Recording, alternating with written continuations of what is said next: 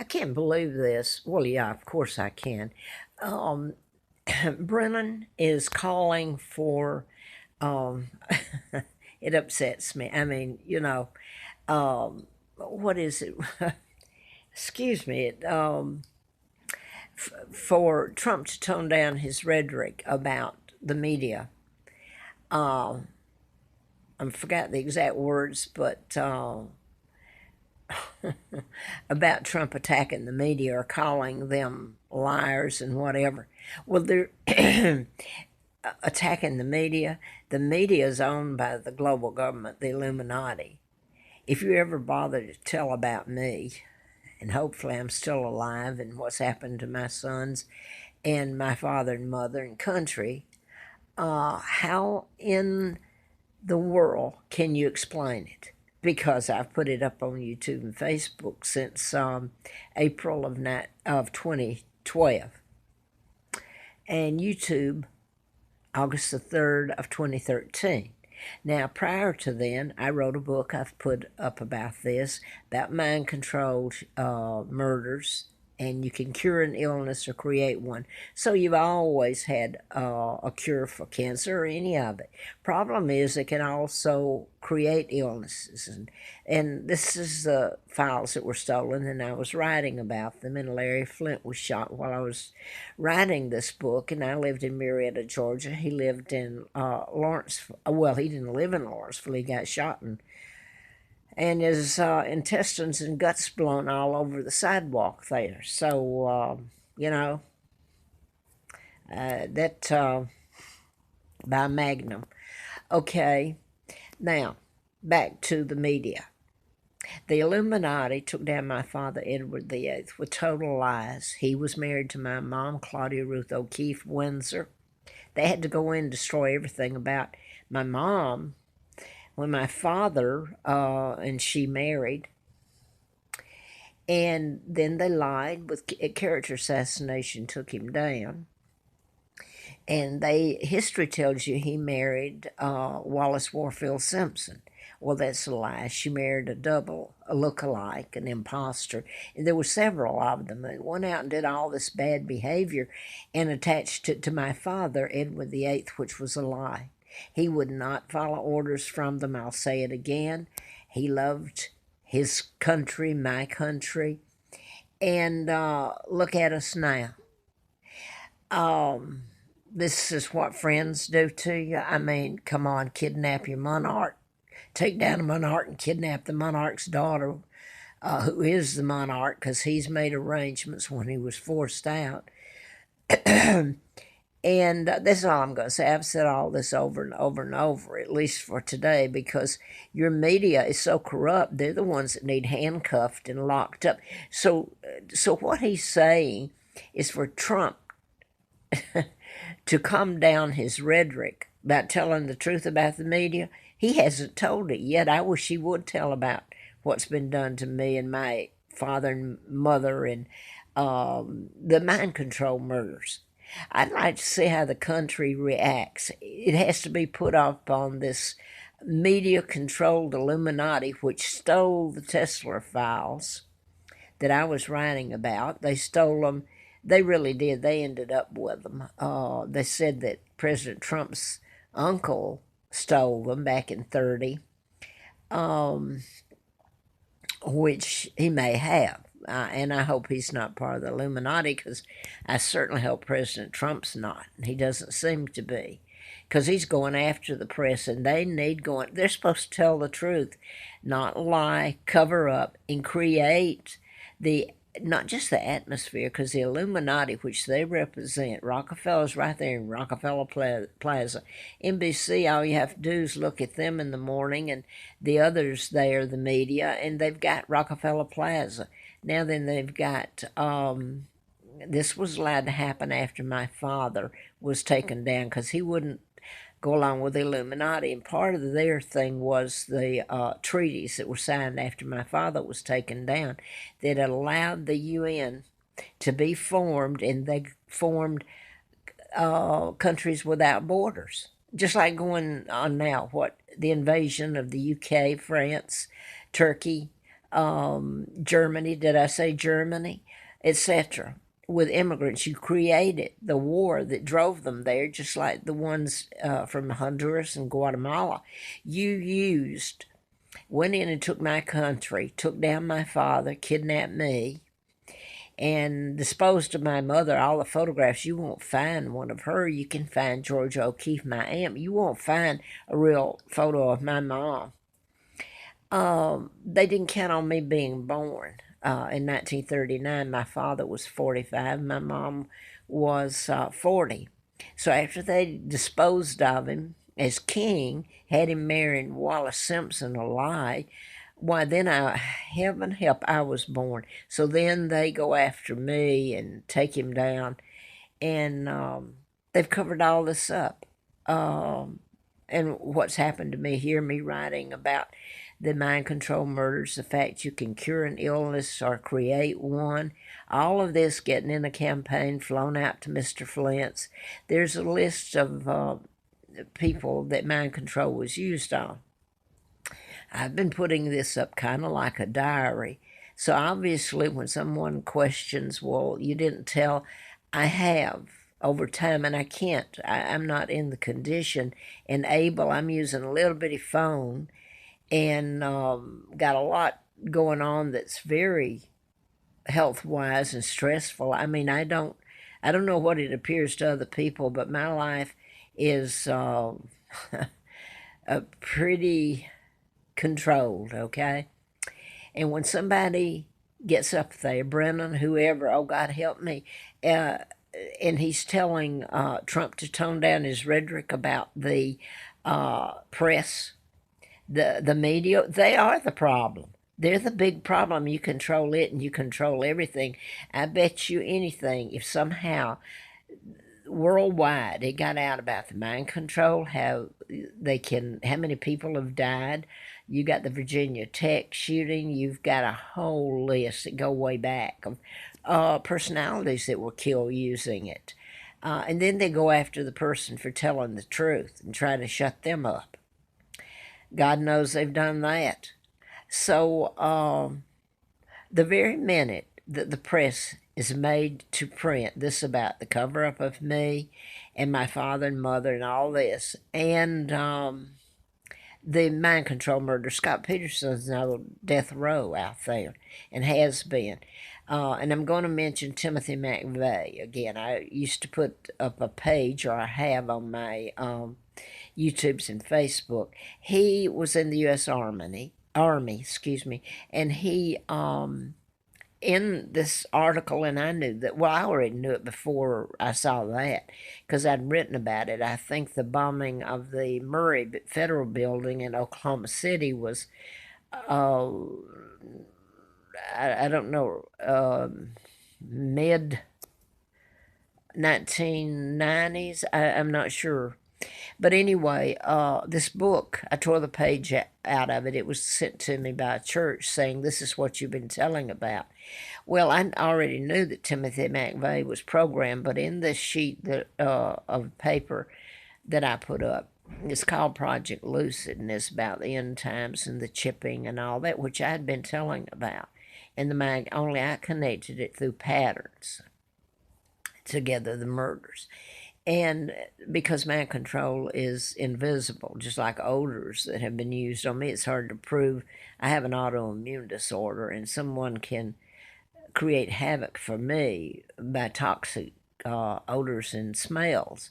But then they can say, well, they didn't do it. And then you got to prove it or get an attorney, and I can't do that, obviously. So anyway, I'm going to leave this. It's not funny. I try to get it together because I've got, well, I'm 80 years old almost, so that says it right there. You start developing, if you didn't already have them, health problems. So when they tell, I'm sure I'm talking into a dead phone right at the moment. It doesn't have much space or anything. My phone doesn't. But anyway, how dare this, well, I know who he is, telling President Trump to tone down his rhetoric about the media.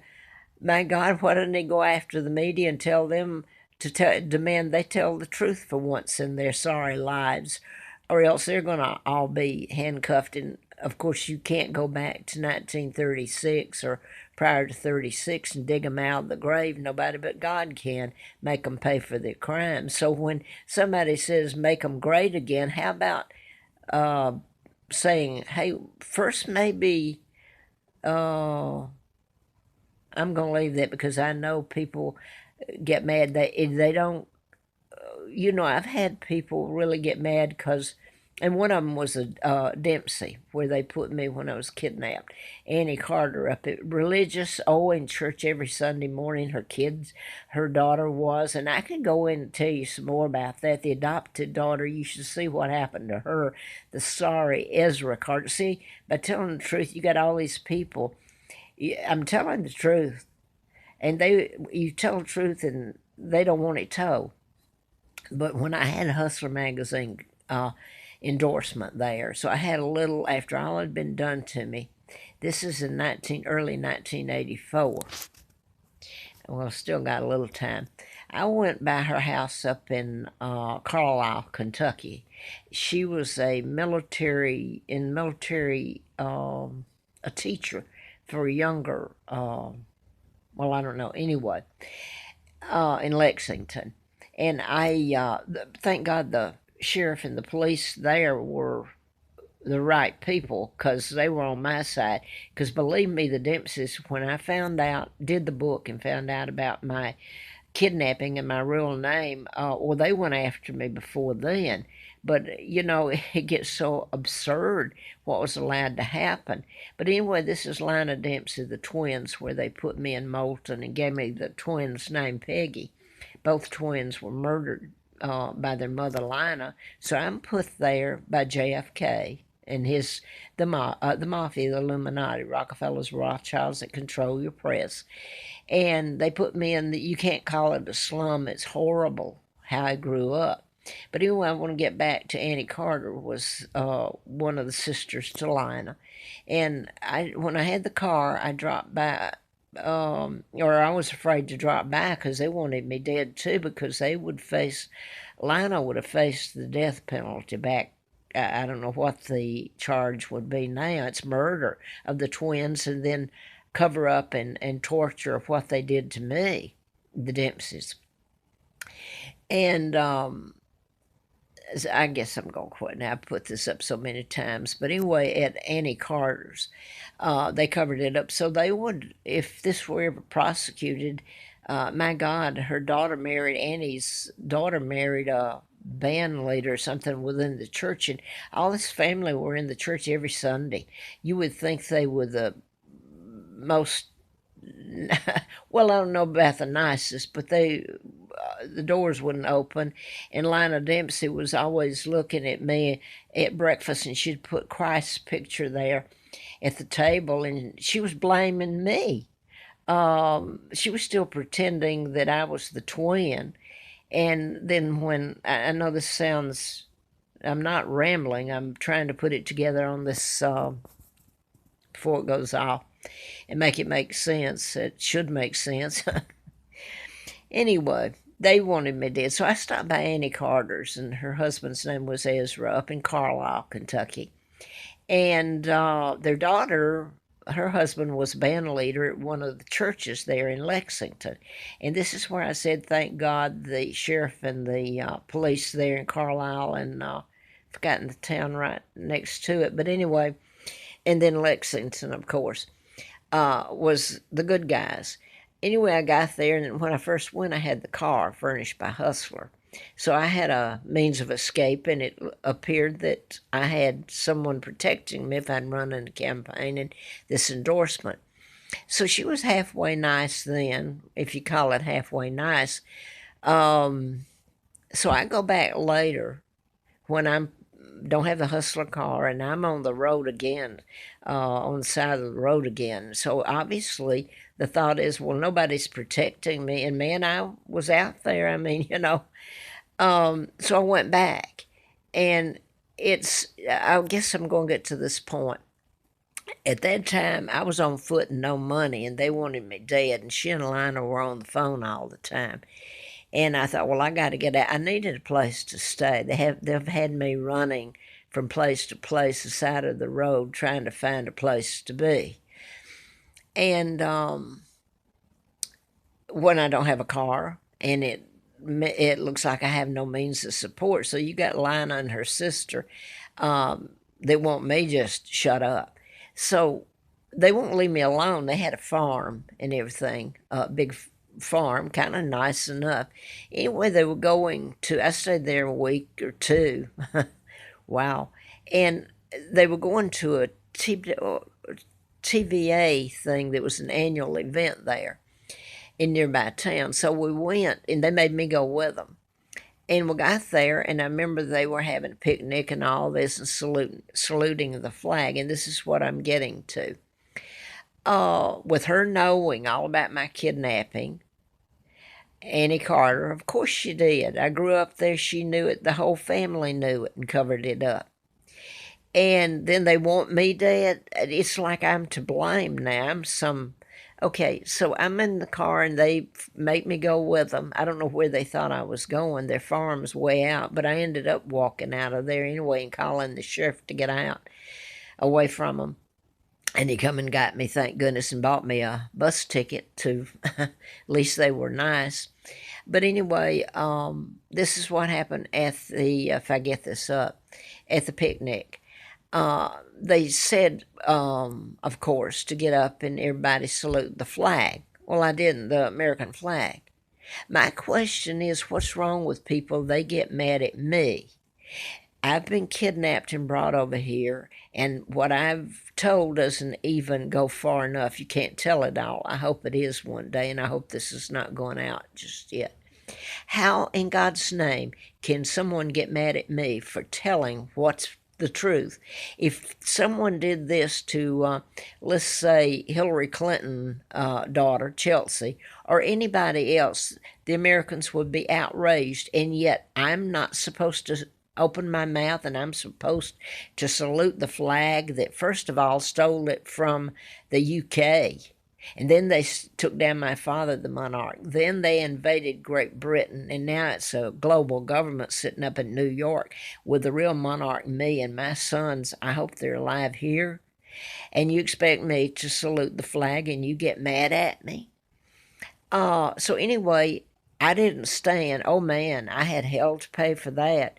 But, you know, right after we saluted the flag, we're supposed to, and I didn't, they opened a big chest, and it had to have been a dummy in it, or a puppet that they pulled out. It wasn't big enough for a person to jump out of, or it was a big, huge chest, and it was had to have been a puppet. It had the Union Jack, the flag, the British flag on it. And that scared her. I mean, that bothered Annie Carter. Now then, later, when they're still trying to kill me, they were all getting it. The Dempseys, I mean, who didn't want me dead? It was unreal. The lies that were told, because they don't think it's ever going to be told, until I started putting it up on Facebook and YouTube. But then you have to be able to get these people out of the grave. Most of them are dead to have any kind of justice. So there you go again.